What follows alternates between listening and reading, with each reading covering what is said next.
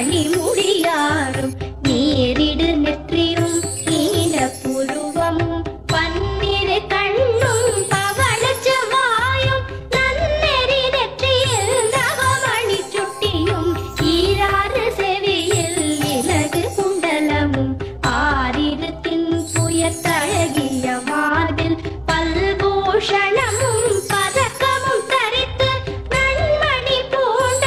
நவரத்ன மாலையும் முப்புரி நூலும் முத்தளி மார்பும் செப்பழகுடைய